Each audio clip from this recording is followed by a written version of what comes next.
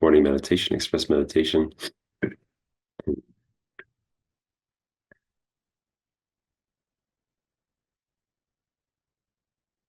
Last week we kind of left off on the well, we're still continuing on the guru yoga. It's a pretty big topic.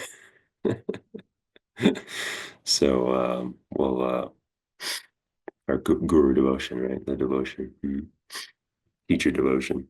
So continue on that. Looking at some other aspects. I think last week we were looking at how to devote ourselves to our teacher. And there was these three parts: the material, offering material things, offering service, and then following the guru's instructions. So uh, I think we'll do the other two, and then maybe we move on. We'll see. Um, so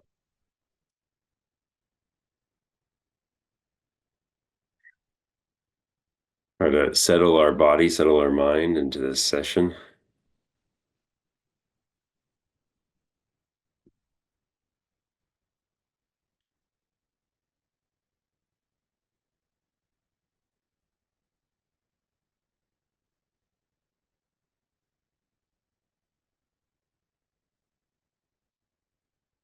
Bringing our thoughts and our focus inside.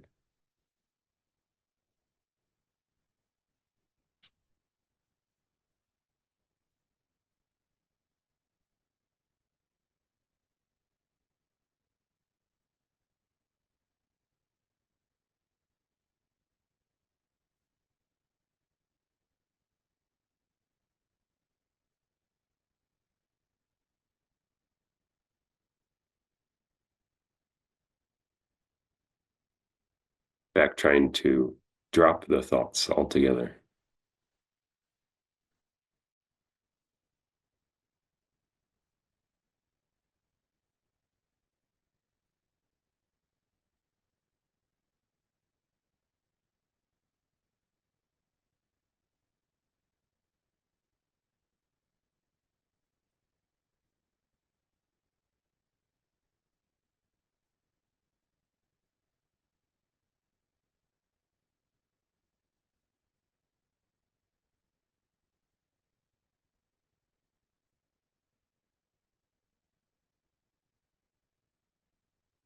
Let the mind rest on the breath.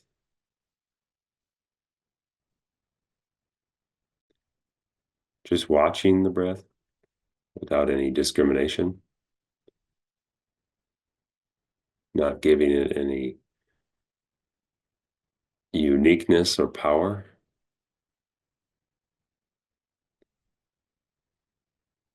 The breath is completely there on its own. So we just point the mind towards the breath and observe it. And we watch the inhale, the exhale, the transitions between.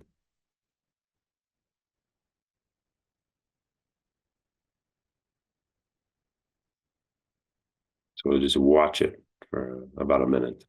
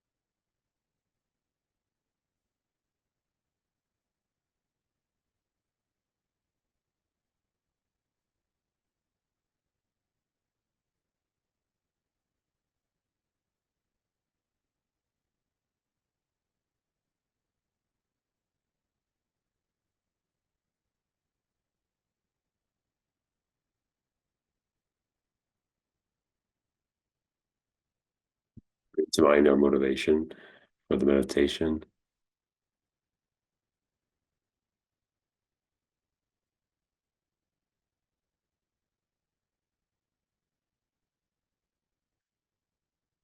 So just think about what motivated you to show up, to join this practice.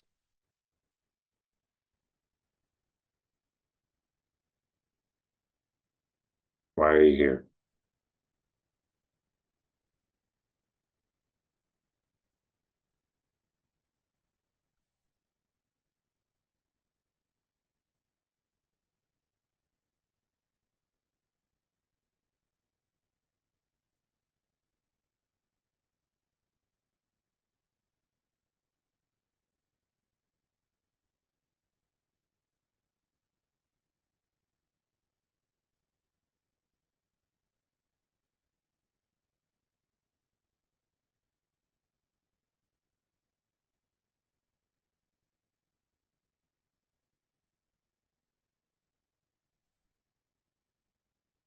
That motivation.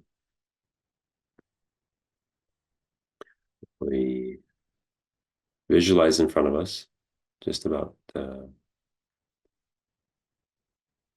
6 feet away, at about the level of our head or our eyes.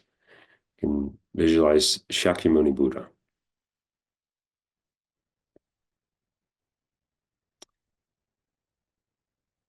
Sitting in the lotus position,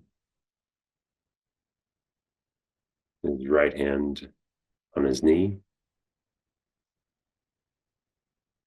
his left hand in his lap, holding an alms bowl.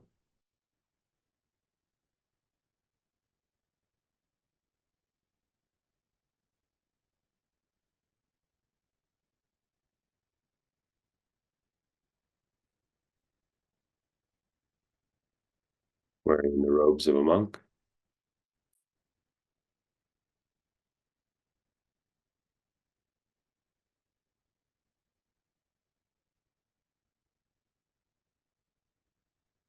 Face is holding a gentle smile. Eyes slightly closed.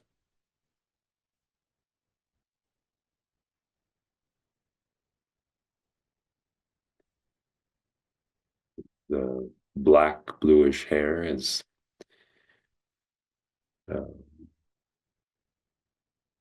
drawn together with the top knot.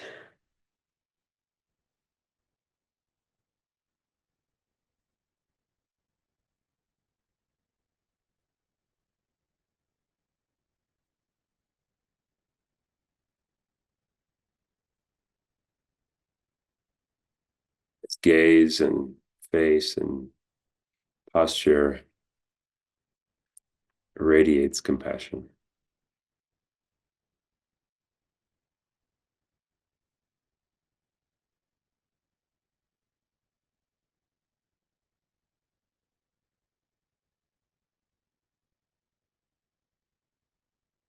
Passion that has no bias, no discrimination.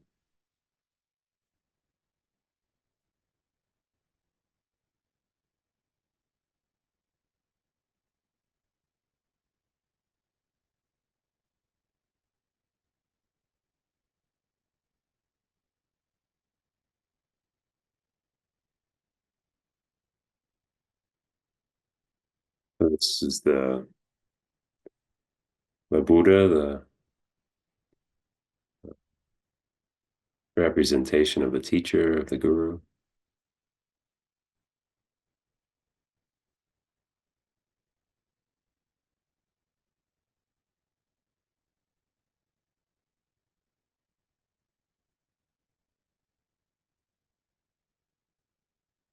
We bring to mind our teacher in this life, in the human form.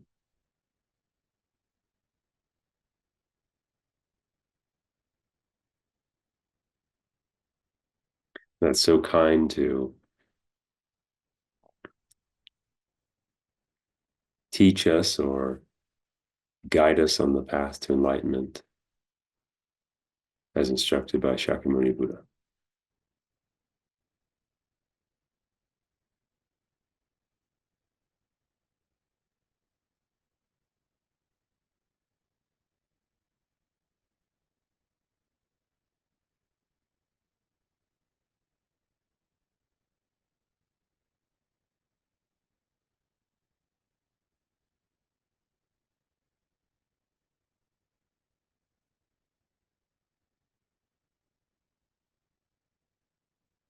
And when we think about how to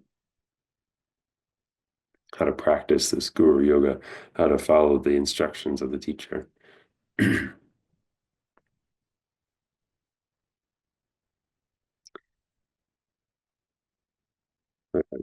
points: giving material things, providing service, and following the instructions. So we looked at the giving material things last week. So we have two small but important points to cover. So the second point is giving service.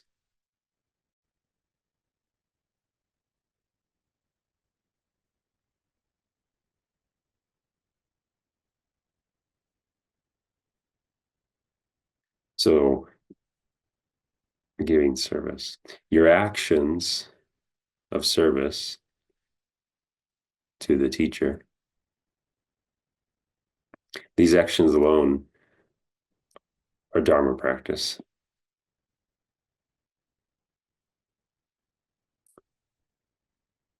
Anything that's not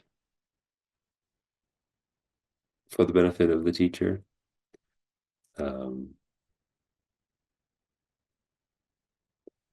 they don't count for much. There's not much merit in them because normally they're self-centered activities.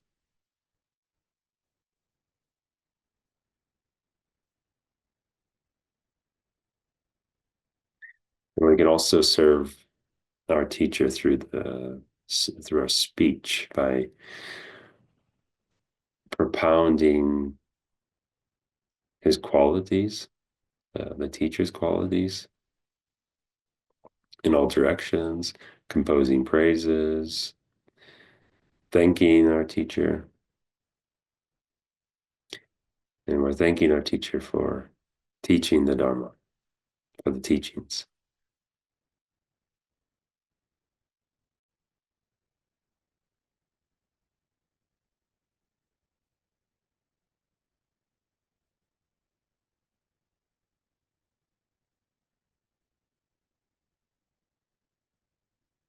So this is offering service.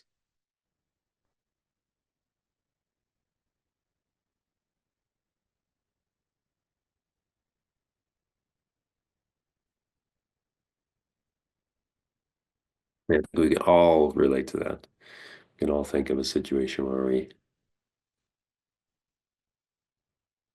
provided service to our teacher.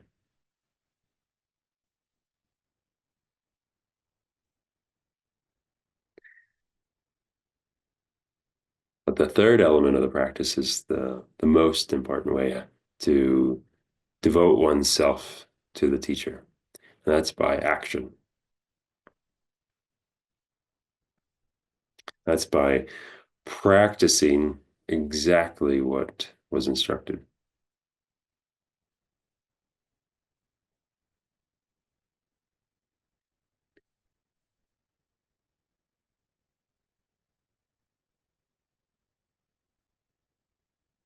So we can please our teacher by offering our Dharma practice.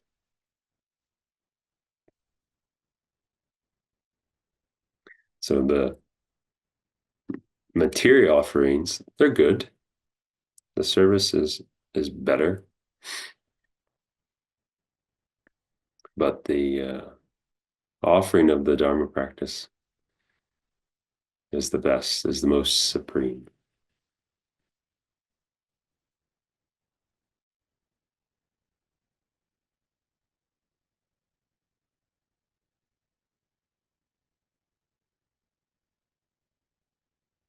So we should take real good care of um, always following the instruction, always following the advice.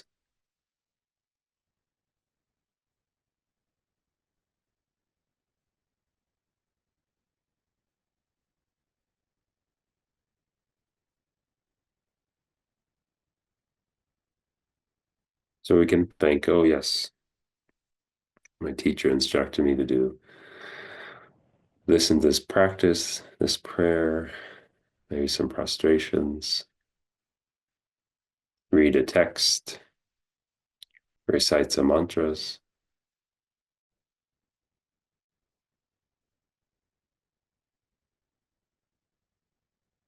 recite a sadhana.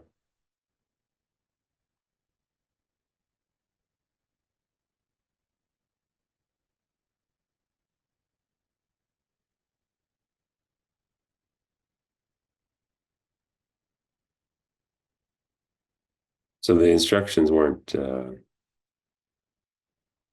casual, they're intentional.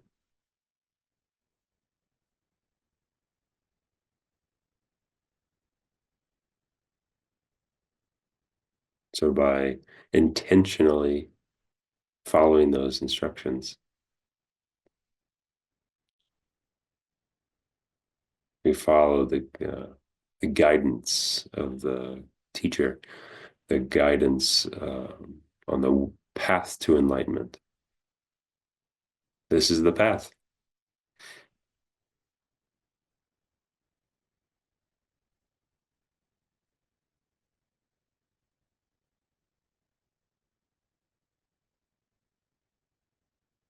So it's important that we follow the instructions very closely.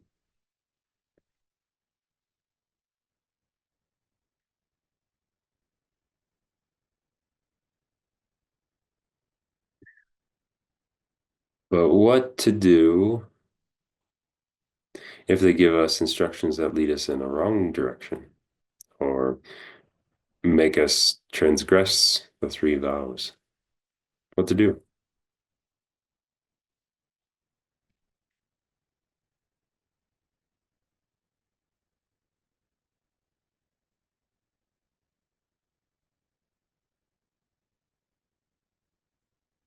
So if we take an example. So if the teacher instructs us to not kill, so not killing, this is in accordance with the Dharma, right? We know this, we've read it. So we should follow this advice of not killing.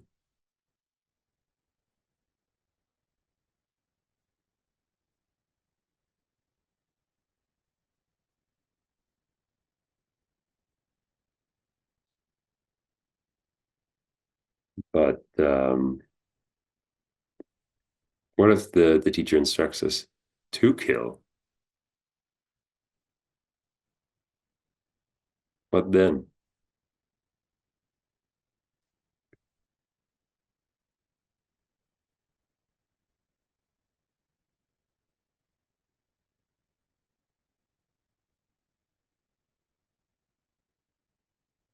So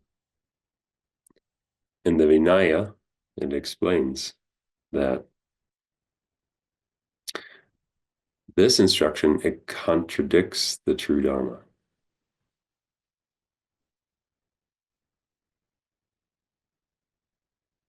So when the teacher's instructions contradicts the true Dharma, then in fact, we do the opposite.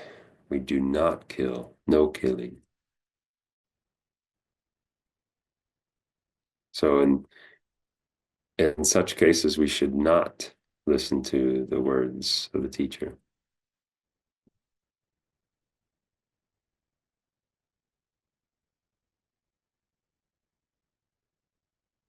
It's still, in these instances, it's not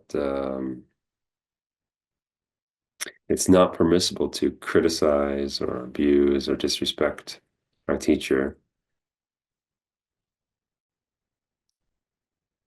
because they instructed us to kill.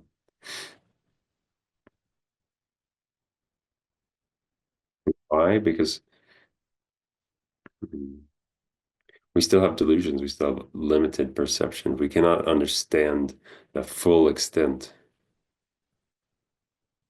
of the teacher's skillful methods.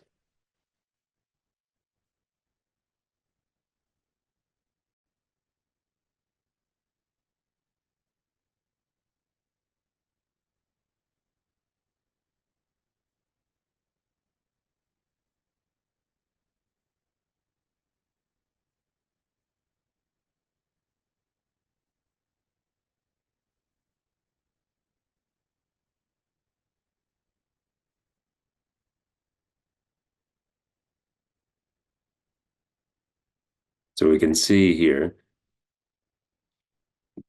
following the instructions of the teacher is very important, but it doesn't mean we stop thinking.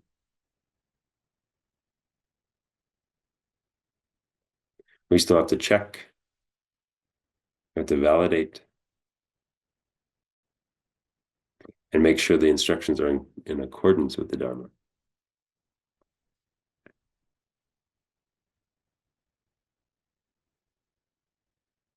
So the teacher says do 100,000 prostrations. We check.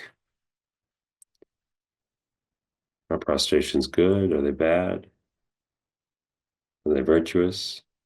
Are they harmful?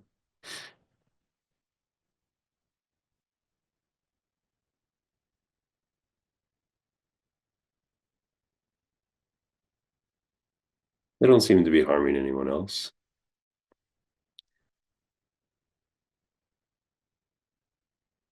They appear to develop virtue in my mind, reduce the ego, reduce the self-grasping, remove a layer of obscuration,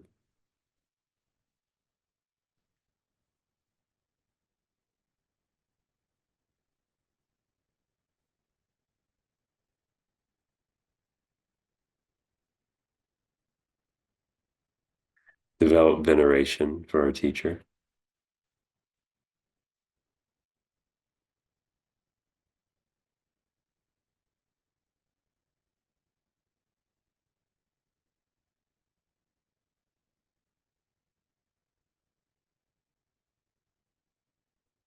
So these prostrations, they seem okay.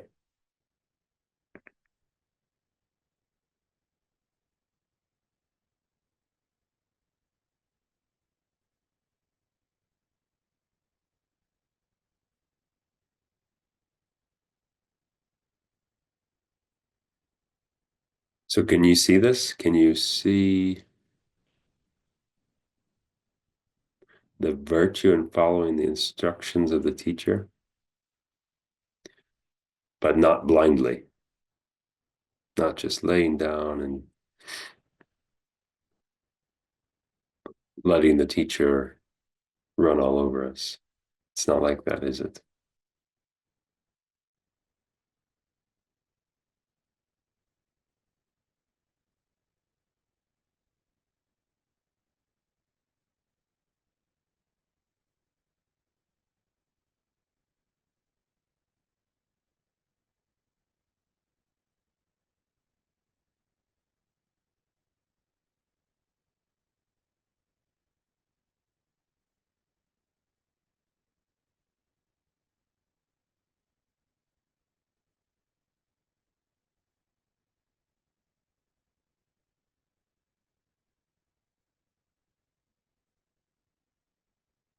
So this kind of takes us to um, what are the benefits of relying on a teacher?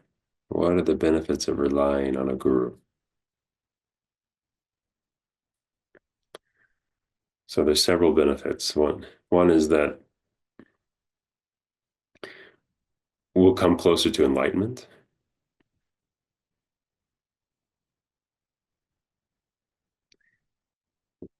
The other is that we'll delight all of the Buddhas, not just the teacher.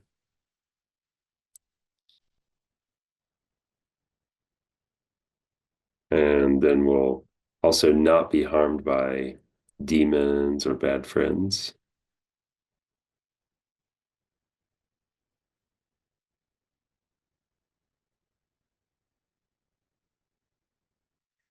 And then we'll very easily cease all delusions and faulty deeds.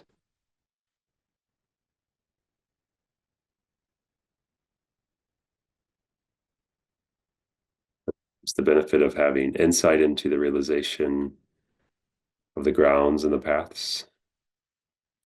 And this realization will increase.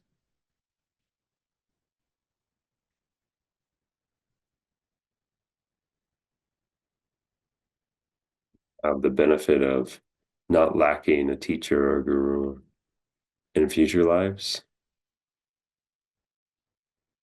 You'll not fall into the lower realms.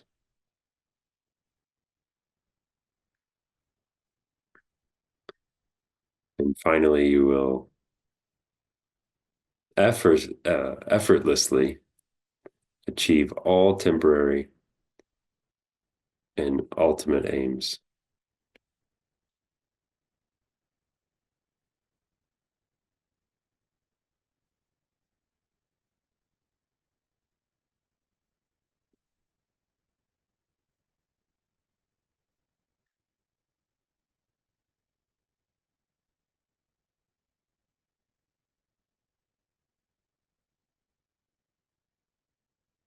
The benefits, they seem pretty nice. They seem pretty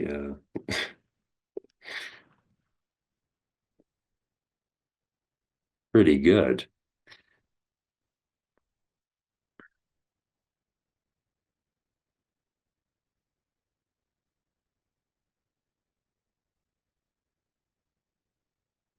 So we'll look at each of those benefits in more detail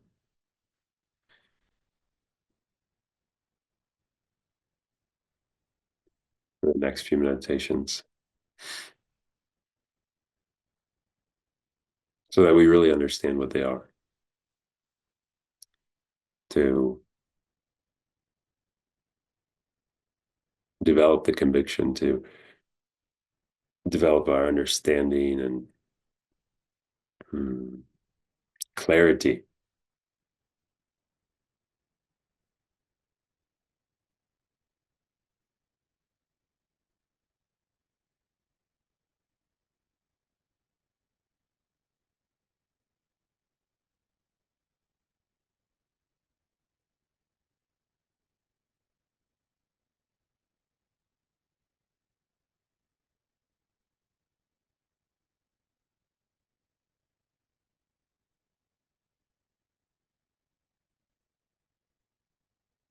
So when you wake up in the morning for the next 6 days,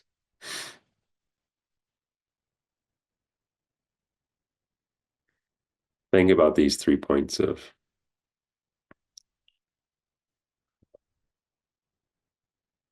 serving, of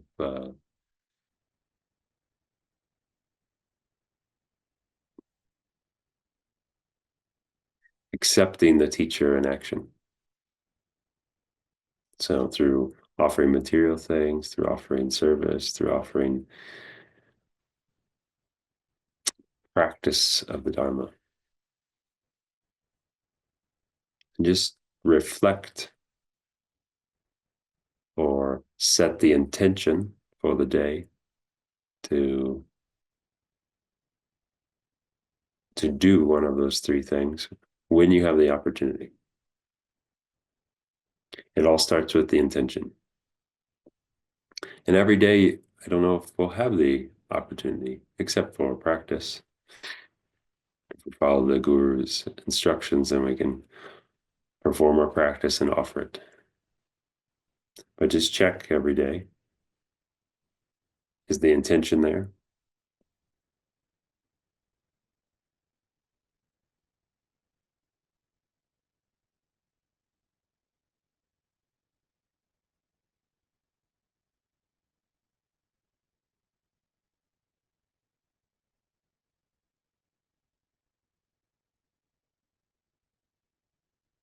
So dedicate all the merit that we generated during the meditation to all the Buddhas, the Bodhisattvas, our teachers, gurus, all those who serve our Dharma centers, all the people that are suffering in crisis, war, mental suffering,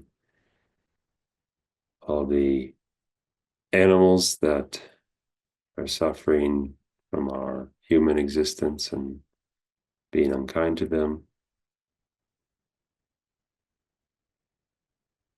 And we dedicate to our swift, quick enlightenment to free us all of suffering within samsara and lead us to enlightenment.